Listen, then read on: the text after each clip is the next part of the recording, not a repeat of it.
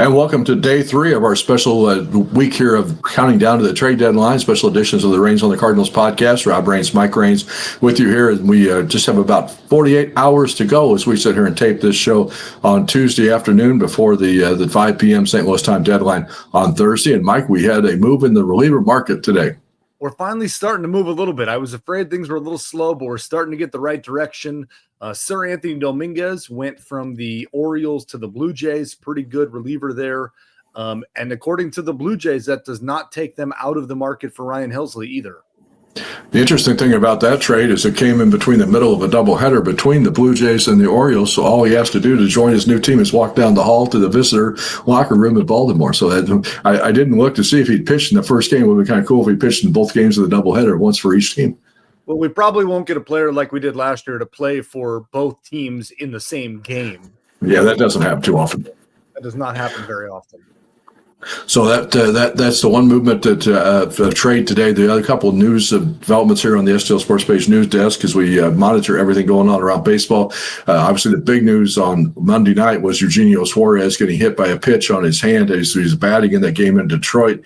X-rays were negative. He had more tests done today, including a CT scan. All those came back negative as well. So that's good news, I think, for everybody who's trying to hopefully move and make a move on Eugenio Suarez. Obviously, the top third baseman everybody is considering in that market. He's not in the lineup in Detroit tonight. Not really a big surprise. Nolan Arenado is back in the lineup for the Cardinals down at Busch Stadium, and they take on the Marlins here on Tuesday evening.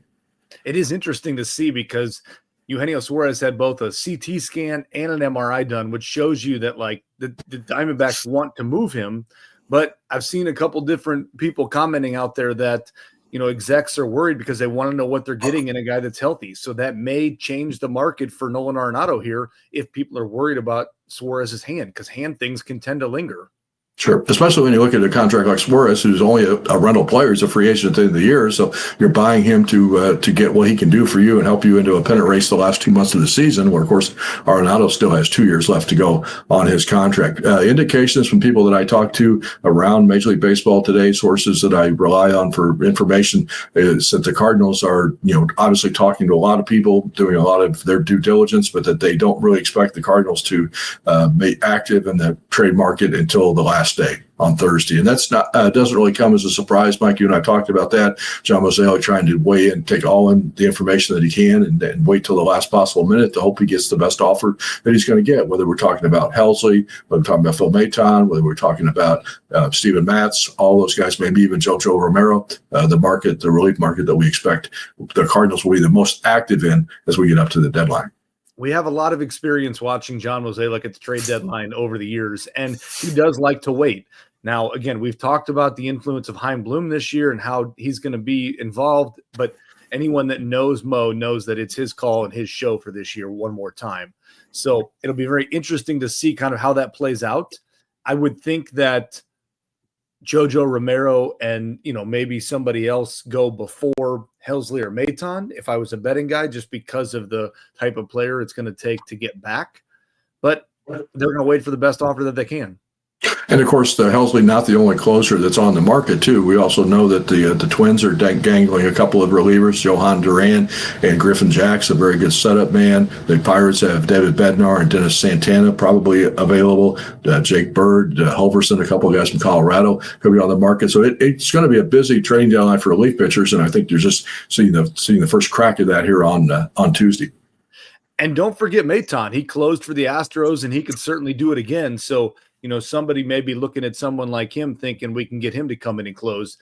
If Helsley wasn't on this team, he would probably be our closer, right? So I think that, there are many options out there for some of these guys. Speaking of the trading deadline, he's one of the guys that the Cardinals have under a no-trade contract, and that's Wilson Contreras. He talked with the media before the game on Tuesday night down at Busch Stadium about a meeting that he had with John Mozeliak about what he wants to do, and he very much reiterated the fact that he wants to stay in St. Louis and not be moved to anybody else, not to be asked to exercise his no-trade clause of his contract. We've got that audio up on the site, stlsportspage.com, if you'd like to listen to Wilson Contreras' comments. Not really a surprise. He's taken that stance all along, and doesn't surprise me that he still feels that way.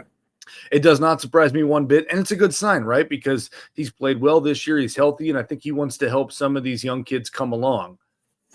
Sonny Gray also kind of falls into that category. He's the gets the ball against Sandy Alcantara. A couple of interesting guys on another guy that probably is in the trade market candidate for the Marlins, former Cardinal pitcher. So he's he's going to start for Miami on Tuesday night at the ballpark. But I think Gray has also said, at least for this year, he wants to stay in St. Louis.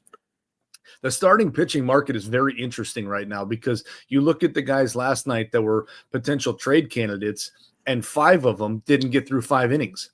Only one of them threw a quality start, and that was Edward Cabrera against us.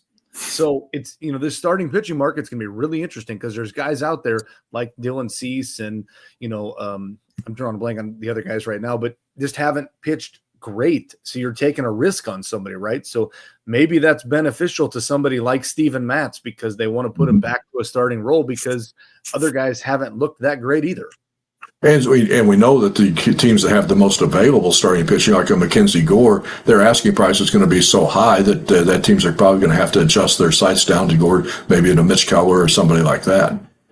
And the other thing is, too, you look around, if somebody was willing to take Eric Fetty, that means that starting pitching is desperate and in dire need. So you could just have to fill innings at this point. So a couple other things to watch, of course, and I don't think it really matters as far as the trade deadline is concerned, but it could. You never know. As Nolan Gorman will start a rehab assignment with AA Springfield on Tuesday night. Lars Nootbaar will start a AA assignment in Springfield as well on Wednesday night. So getting those guys a couple of games under their belts before the trade deadline, just in case there's interest from somebody else, that pops up. You never know what's going to pop up at the last minute, or as you talk to one team about a certain player, then somebody else brings up another player, and all of a sudden you get a deal done. So it's going to be interesting to find out what happens.